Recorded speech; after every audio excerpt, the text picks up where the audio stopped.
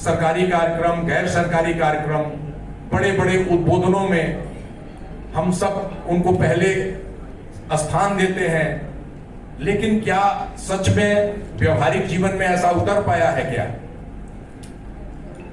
इसमें से निश्चित रूप से आज के युग में अगर एक नारी, एक बहन है, लड़की है, बहन है, माँ है, हर रूप में है, कुछ इसमें से संघर्ष करके परिश्रम के बल पे आगे निकल पाई हैं, लेकिन क्या उनको सबको बराबर का मंच मिल पाया है क्या?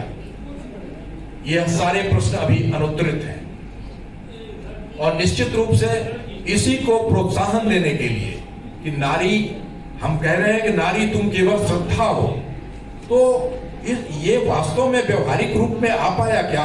उसके प्रति जो समर्पण साहित्य में दिखाया गया, कहा गया कि यत्र नार्यस्तु पूज्यन्ते रमन्ते तत्र देवता, जहां नारी की पूजा होती है वहां देवता निवास करते हैं, यानी अच्छे लोग निवास करते हैं। लेकिन क्या समाज में व्यवहारिक रूप में उतर पाया है क्या? अभी भी समाज क्या निराला के उस सरोज स्मृति से बाहर निकल पाया है क्या? महाकवि निराला, जिनकी लड़की दहेज कुप्रथा की शिकार होती है। और ये काफी प्रेरणादायक प्रोग्राम है।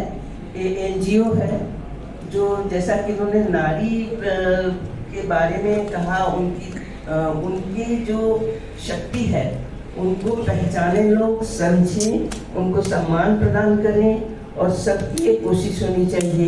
ये जो हमारी देश, हमारा धरती है, हमारा देश है, नारी शक्ति की पूजा होती है यहाँ पर।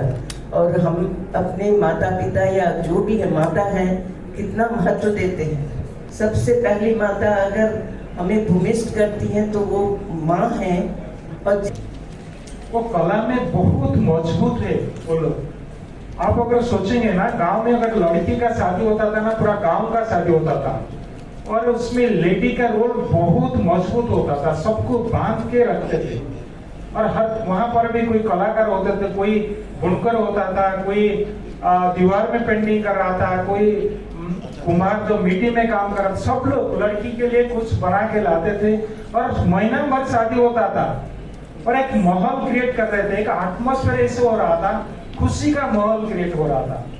तो ये चीज अभी धीरे धीरे लुप्त हो गया। हमारे जो कलाकार जो गांव में रहते थे, अभी वो लोग भी धीरे धीरे ढूंढने के लिए नहीं मिलते और कल्चर का साथ जुड़े नहीं है।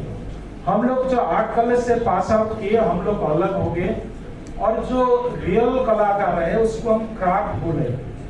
और एक दो रास्ता चल रहा है, एक क्राफ्ट का है, एक फाइन आर्ट का है। जो बड़े बड़े आर्टिस्ट, म्यूजिक हो, थिएटर हो, जो फील्ड में काम किए, तो अभी हाई टाइम हो गया हम ये दोनों को शादी कराना है। तब हमारी जो सोच है वो पब्लिक का पास पहुंचेगा। अभी कोई म्यूजिक हो रहे ना, वहां पर पेंटिंग वाला नहीं आते हैं, स्कल्पचर नहीं आते हैं, लिटरेचर कहाँ रहे अलग। हमारा इतना एकेडमी है, दिल्ली में मैंने देखा। साम्राज्य की जो सर्वोच्चता का मानक है वो वहां की कला और संस्कृति के उत्थान के आधार पर माना जाता है। इतिहास के बिंदुओं में यह तय है। केवल साम्राज्य की स्थापना और आक्रामकता को लेकर के कभी किसी भी साम्राज्य को महान इतिहास ने घोषित नहीं किया। और कला और संस्कृति तभी पनपती है जब शांति काल होता है। आज निस्संदेह केंद्र में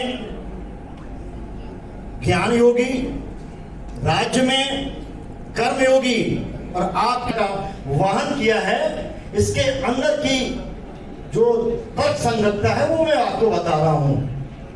जिस तरह से समुद्र मंथन में जब अमृत कलश निकला तो उससे अमृत को बांटने के काम की जो बागडोर थी एक नारी के हाथ में थी।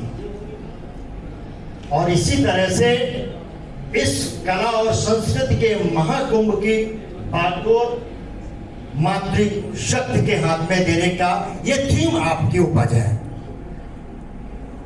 हम विविध कलाओं से संपन्न इस देश की विविधता और मौलिकता का यहाँ पर विहंगम मंचन कराएंगे। उनकी कलाकृतियां होंगी, उनकी झांकी होगी और प्रतियोगिताएं होंगी, सम्मान होगा। कुल मिलाकर के एक अद्भुत संगम होगा, एक माह तक चलेगा, जो 26 सितंबर से लेकर के 18 अक्टूबर तक इस जनपद के लोग जानेंगे और यहाँ प्रदेश के लोग जानेंगे, देश के विभिन्न कोनों से आकर के लोग जानेंगे कि भारत में कितनी सांस्कृतिक विविधता है, कितना कल्चरल एलिवेशन है, उसको महसूस करेंगे। एक ही बात को लेकर के ये नहीं आगे बढ़े हैं, इस देश की आत्मा को पूरी तरह से उकेर दिया है और उसको थीम में लेकर के ये कार्यक्रम आयोजित किया जा रहा है। बहुत दिन से कर, लेकिन उसको सॉर्ट आउट नहीं की कि कहाँ किसी फॉर्म हम लेंगे।